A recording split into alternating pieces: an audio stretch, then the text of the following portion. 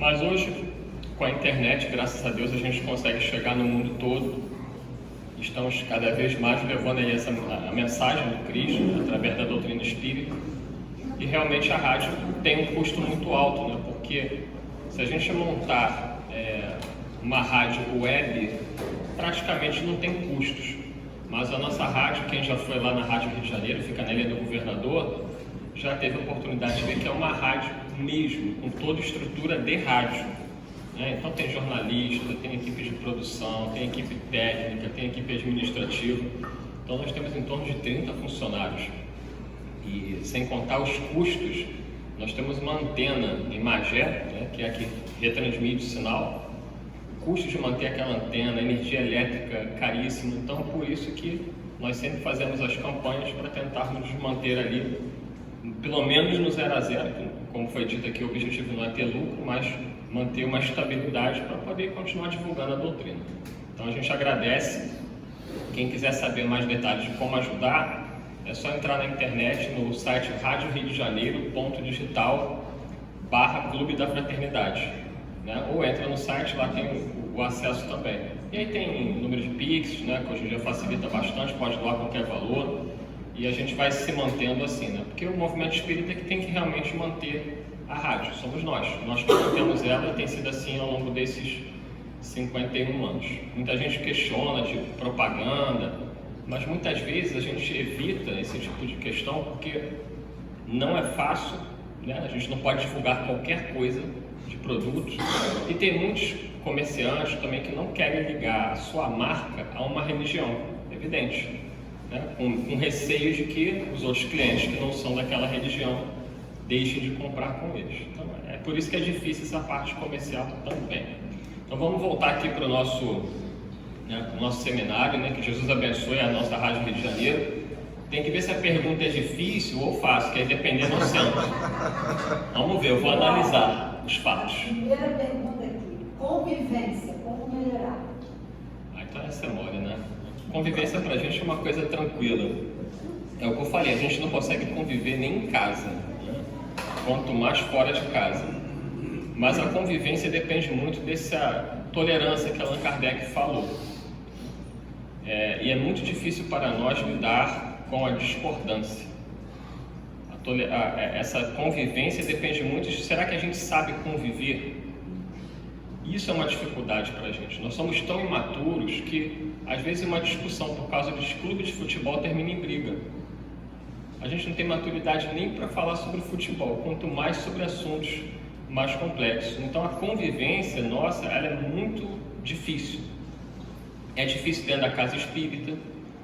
Vocês têm, eu não sei, aqui deve ser um paraíso, mas normalmente quando tem reunião de diretoria, eu já ia em prece. Entendeu? Porque assim, as pessoas ficam ali brigando na reunião de diretoria, um quer pintar o muro de azul, o outro quer pintar de branco, e brigam por causa da cor da tinta.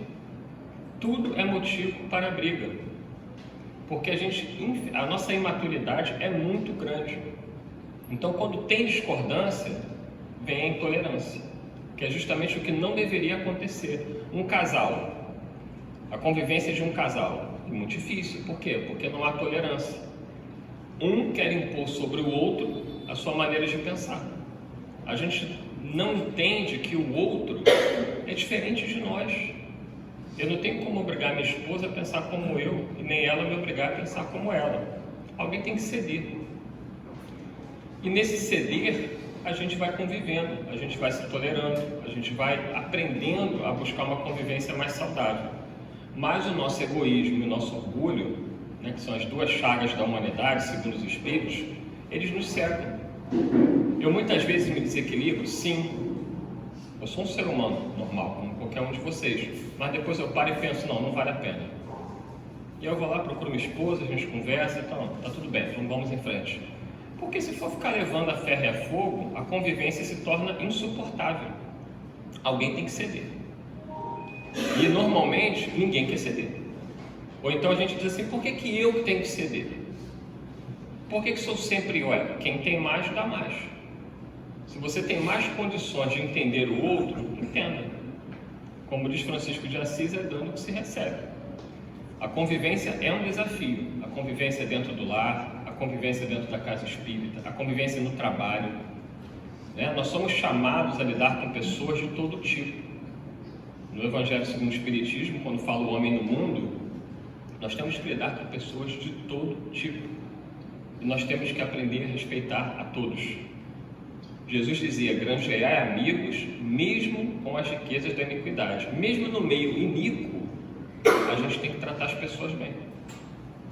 A pessoa pode viver no mundo do crime, a pessoa pode praticar corrupção, isso não é problema nosso.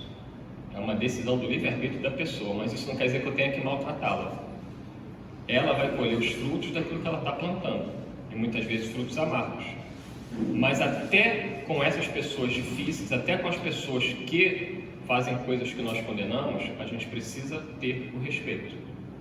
A base de uma sociedade cristã é o respeito e a tolerância, que infelizmente a gente não tem visto muito hoje. Segundo, gostaria de saber qual a posição do Espiritismo sobre a eutanásia. A pessoa fala de um caso de uma menina na Bélgica em 2016. Então, Miranda, sua vez.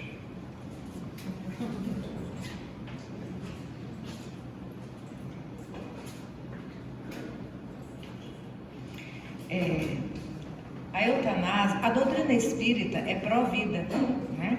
Porque ela fala do espírito imortal. Agora nós sabemos que nós dizemos assim, nós somos espíritos. Mas aqui quem é que se sente espírito? Porque ter consciência do ser espiritual que nós somos é abrir nossa caixa de Pandora com o amparo de Jesus. Se nós formos trabalhar o autodescobrimento dissociado da base da lei de amor, nós enlouquecemos. Né? Nós temos medo dos nossos monstros internos, que são os filhotes do nosso egoísmo, do nosso orgulho, que vem a prepotência e tantas outras coisas mais. Eu vou pegar um gancho sobre a convivência familiar. Tem momentos e circunstâncias que nós não conseguimos conviver conosco mesmo. E por conta dessa nossa fragilidade emocional, psicológica, espiritual, por conta da nossa fragilidade moral, nós nos desesperamos e desertamos da nossa própria causa, da nossa própria história, da nossa própria vida. Então, a doutrina espírita nos orienta a manter aquela fidelidade de um ideal que nós buscamos. Não ao aborto, não à pena de morte, não à eutanásia e não ao suicídio. Mas nós temos que compreender que nós que estudamos doutrina espírita, é um grande desafio para nós mexer na nossa caixinha de emoções sem nos desequilibrar. É por isso que ninguém educa ninguém. Mas não podemos prescindir, dispensar da participação do outro no nosso processo educativo. É por isso que Jesus, na condição de modelo e guia, ele colocou no seu planejamento encarnatório aquelas situações todas, porque seria o referencial de estudo para cada um de nós. E já quando estava a caminho do Calvário, aquela aproximação do Cirineu, que o soldado romano impôs àquele homem de Cirene auxiliar Jesus a carregar a cruz, o Cirineu não foi crucificado no lugar de Jesus, mas diante daquelas quedas sequentes, ele levou sobre os ombros, por uma parte do trajeto, a cruz, não é? Para nos mostrar o seguinte, que em nossas torturas psicológicas e emocionais, precisamos de um Cirineu afetivo que nos acolha, que nos agasalhe. Então, a doutrina espírita, em relação à eutanásia, nos orienta que cada filigrana de segundo para o espírito imortal é importantíssimo no corpo físico. Às vezes, é no momento derradeiro daquela dor que ele pode despertar e perceber o amor do Cristo. Porque essa colocação da eutanásia, que de alguma forma vincula-se ao suicídio, né? A eutanásia é você legalmente estar ali para desistir da própria vida, da própria luta. Nós compreendemos que aquele que busca se respaldar na eutanásia ou sai pela porta dos fundos do suicídio, ele não quer morrer. Ele só não está sabendo lidar com a dor que ele carrega. Então ele quer fugir da dor. E a misericórdia divina, ela trata isso que diz a palavra misericórdia, trata as nossas misérias com amor.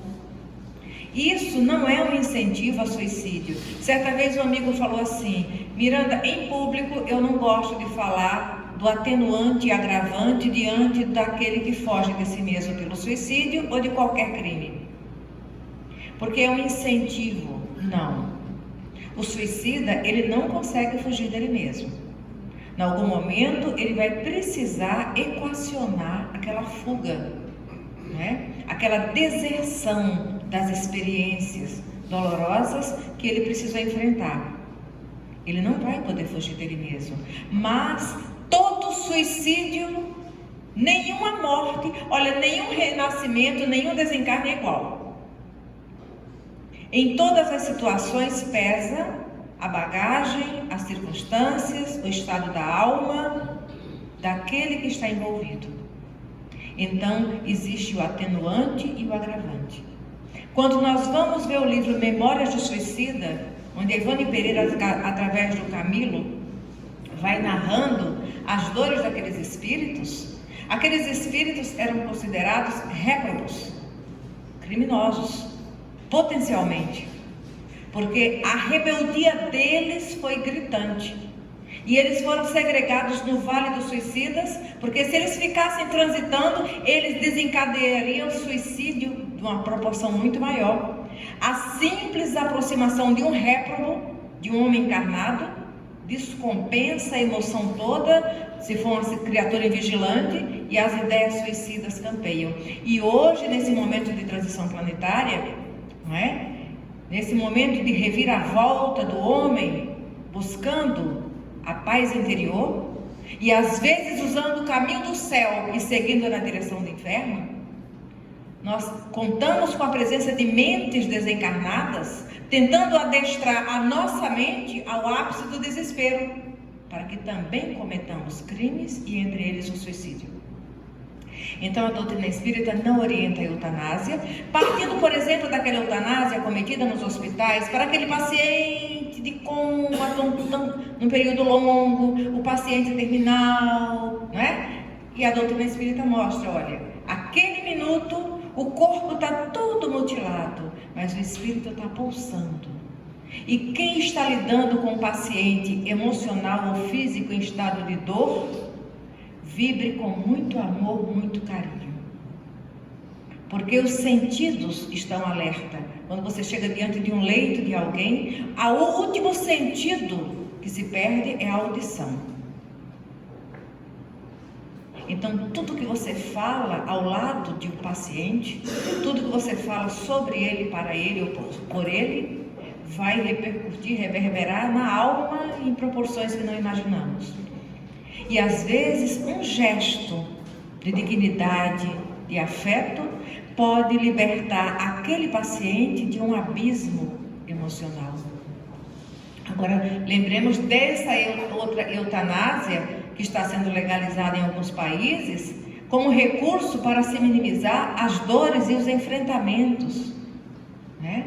O companheiro que fez a pergunta, nós conversávamos há pouco, e ele dizendo de uma situação, de um atentado na Bélgica, onde a jovem tinha perdido toda a família, e ela ficou sem base, sem estrutura, sem referência afetiva, e não estava sabendo lidar com aquilo, e buscou permissão jurídica para cometer a eutanásia. Vamos orar por ela. De pronto lamentamos que tenha sido assim, mas no lugar dela seria diferente? Nós não nos conhecemos.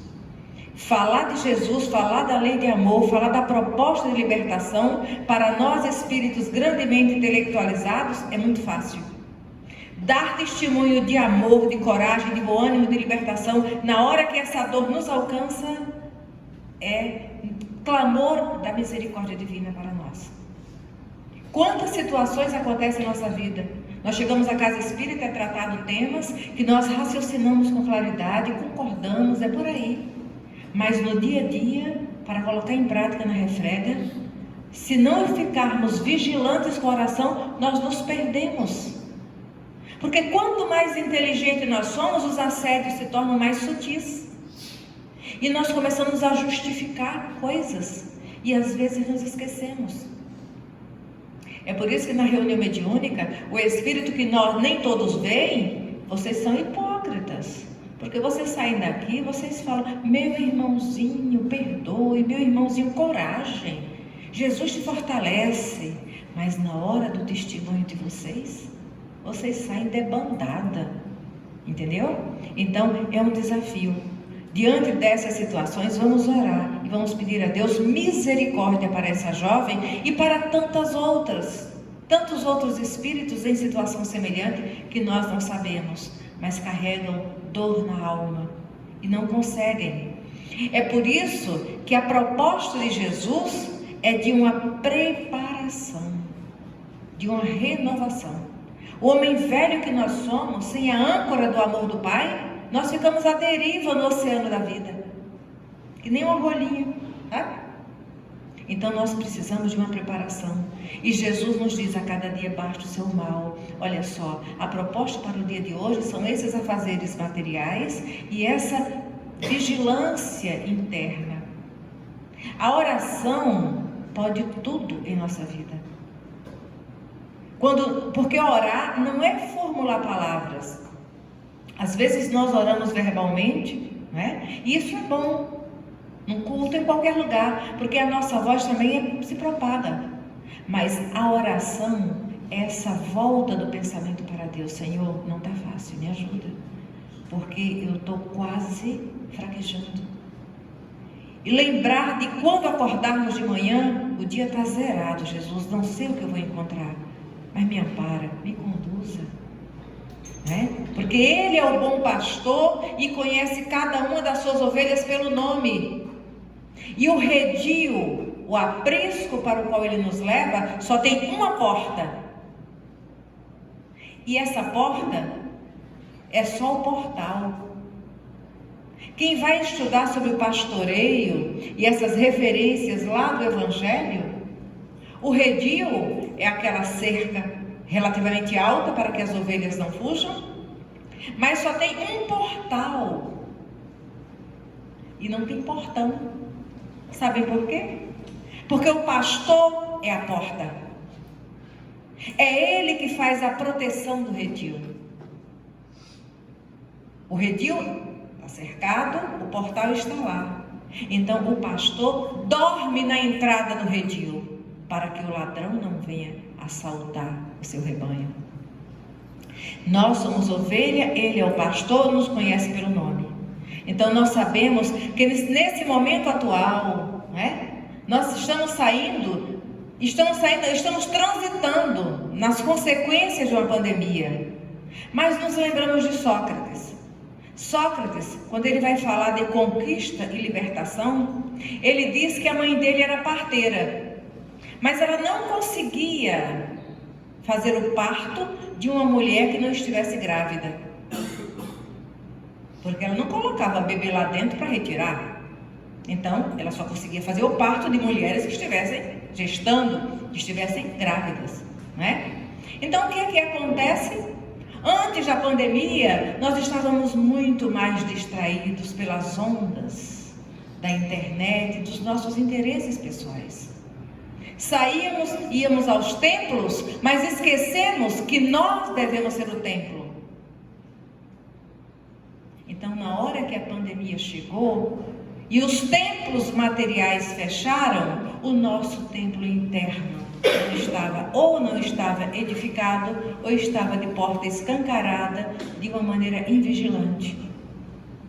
Não era o pastor que guardava a porta do nosso templo interno. Então o desespero, Eu e o Eduardo, ao longo desses 2 anos, fomos a alguns lares fazer atendimento fraterno. E abrimos espaços para acolhimento fraterno. Todo mundo com medo de morrer, os espíritas todos com medo de morrer também, não é? E aí ficou todo mundo desorientado. Suicídio, pânico, depressão e tantas outras situações emocionais e psicológicas. E o que é que fica para nós de reflexão? Se nós não estávamos engravidando a alma com os valores do amor do Cristo, na hora da pandemia não tivemos pilares emocionais para lidar com o incerto, com a certeza do amor do Pai. Nós compreendemos que agora, nesse pós-pandemia, precisamos estar muito conscientes de quem nós somos, o que estamos fazendo aqui, como fazer, por quê e para quem. Porque não vamos nos iludir que tudo vai ficar muito maravilhoso depois que tudo da Covid tiver sido varrido da terra. Porque enquanto houver egoísmo e paixões inferiores, orgulho na mente e no coração humanos, desafios virão para nós, não para nos aniquilar, mas para nos fortalecer. Porque todo desafio emocional, psicológico, Deus não permite para acabar conosco. Então, essas lutas estão para nós, espíritos imortais, assim como as tempestades estão para as árvores, fortalecer suas raízes. Aquela árvore frondosa que sobrevive a uma grande tempestade é porque no silêncio do tempo ela foi aprofundando suas raízes. E enquanto espírito imortal, precisamos aprofundar as nossas raízes na consciência desperta para a lei de amor. E compreender o outro. A nós não nos cabe julgar. Nós sabemos que essa jovem e todos aqueles que cometem eutanásia e suicídio sempre serão acolhidos, mas não vão fugir de si mesmos. Nesse acolhimento vai ser tratado, vai ser cuidado, vai ser orientado, fortalecido para um despertamento da responsabilidade. Então, outro dia uma senhora falou assim: eu ainda não me matei por causa do meu filho, porque se não fosse pelo meu filho, eu já teria cometido suicídio. Aí, conversando, nós falamos, nós não compreendemos o suicídio como uma covardia, porque a palavra covardia pode dar uma margem de interpretação impactante. Nós compreendemos o suicídio e o suicida como alguém que foge de si mesmo, que foge da dor. E até para romper com tudo isso, tem que ter muita coragem. Aí ela respondeu: eu tenho coragem sim para me matar, mesmo sabendo de tudo que o suicida enfrenta. Aí eu falei: mas tem uma incoerência, porque se a senhora tem tanta coragem para enfrentar as consequências do suicídio, por que não tem coragem para morrer cada dia com dignidade, dando exemplo para o seu filho? Porque na hora que a tempestade chegar na vida dele, ele vai buscar novamente a porta dos fundos, do suicídio. Então, quem tem coragem para se matar, porque não tem medo das consequências, tenha coragem para morrer, para viver, morrendo a cada dia o homem velho e fazendo nascer o homem novo. Mas nós sabemos que para aquele que está em depressão, em pânico, para aquele que está sendo maltratado, e aí vem a dona Ivone Pereira: minha filha, por onde você passar, você peça para que oremos muito por aqueles que estão sendo espancados na alma, maltratados na sua dignidade humana, violentados no seu tempo físico e emocional, porque eles estão sofrendo forte assédio ao suicídio. E a nossa oração vai fazer envolvê-los de uma forma tal que eles vão dar o tempo necessário para sentir o amparo divino sem chegar a fugir para o suicídio.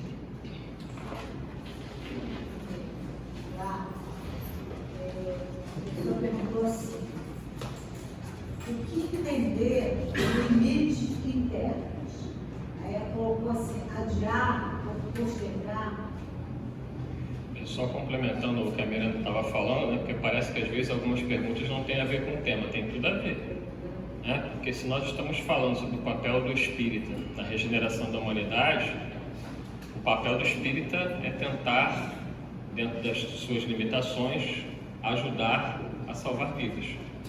Não há ninguém aqui que não seja capaz de fazer a diferença na vida de alguém. Por maiores que sejam os nossos problemas, às vezes um abraço que a gente dá a um companheiro, uma escuta, um olhar de compreensão, uma ajuda mais efetiva, vai tirar a pessoa do desespero, vai tirar a pessoa da ideia do suicídio, vai tirar a pessoa da ideia da eutanásia. Então, esse é papel do espírita, sim. Nós temos que melhorar, temos que progredir, mas a melhor maneira de progredir é ajudando o outro. Voltamos ao fora da caridade, não há salvação. Qual é a pergunta, minha irmã? O que entender dos limites internos? A gente vai já postergar limites internos. O doutor Bezerra tem uma página, a pergunta para quem está acompanhando aqui pela gravação, quais são os nossos limites internos, né? Por que a gente adia tanto as realizações? O doutor Bezerra tem uma página, dá para vocês pegarem na internet, que é convite de urgência. Então nós precisamos acordar o quanto antes. Eu não sei quanto tempo eu tenho ainda no corpo físico, não tenho a menor ideia. Então eu não posso ficar adiando, sobretudo aquilo que diz respeito à minha melhora íntima, moral.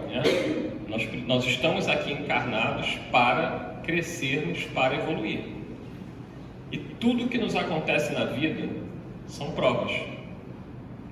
O aluno vai para a escola, ele estuda, mas ele tem certeza que vai chegar um momento que vai chegar a hora da avaliação, E eu pelo menos odiava fazer prova, Porque eu sou muito ansioso, então eu ficava ansioso antes da prova, durante a prova e depois da prova. Quando era criança, eu chegava ao ponto de passar mal. Minha mãe às vezes tinha que ligar para a escola. Você já tem a nota desse menino, pelo amor de Deus? Então, o nível de ansiedade que eu sempre trouxe, E ainda tenho. Sou psicólogo, sou espírita, mas sou ansioso. Eu sou um ser humano. Vou trabalhando isso. Hoje em dia está bem melhor do que era antes, graças à doutrina espírita e graças também à assistência espiritual e o meu esforço. Dentro das minhas dificuldades, eu vou me esforçando para controlar essa ansiedade. Até teve um companheiro aqui fora que perguntou: você fica ansioso quando está vendo jogo de futebol? Eu falei: fico. O que você faz? Eu paro de ver. Mas se eu estou vendo o jogo e eu estou nervoso com aquilo, eu paro, eu vou fazer outra coisa. Porque a nossa imaturidade ela é muito grande ainda. Nós temos muitas dificuldades. Somos espíritos ainda com um atraso moral e espiritual muito grande. Então qualquer coisa nos desequilibra. Até um jogo de futebol. A gente não tem serenidade para sequer ver um jogo de futebol sem passar mal, sem sofrer, sem xingar o juiz, a mãe do juiz, todo mundo. E se tiver com alguém do nosso lado que esteja contra, Eu já vi meus pais, por exemplo, minha mãe Flamengo, meu pai Fluminense. Aí ficava um brigando com o outro, Se eles assistirem depois, eles vão lembrar. E eu ficava separando. Eu falava assim: você fica na sala, você vai pro quarto. Você vê, era muito jovem ainda. Porque nós não sabemos lidar. Minha mãe gosta de cutucar, meu pai também gosta de cutucar quando tá. Você sabe se é bom, você é expiação. E aí fica essas briguinhas. Então, assim, isso pra gente ver o nosso nível de maturidade. E aí a gente vai procrastinando. Fizemos até um programa na rádio recentemente falando sobre a procrastinação, porque a gente tem a tendência a deixar tudo para depois. Depois eu vejo isso, depois eu resolvo isso, quando eu me aposentar eu vou fazer isso, o tempo está passando. O doutor Bezerra fala: é agora, é hoje o momento da nossa libertação. A gente precisa lutar com unhas e dentes para aproveitar a oportunidade de estar aqui na carne. Então o aluno estuda e ele sabe que vai chegar a hora de fazer as provas. Nós estamos na Terra, conhecemos a doutrina espírita e as provas vão chegar.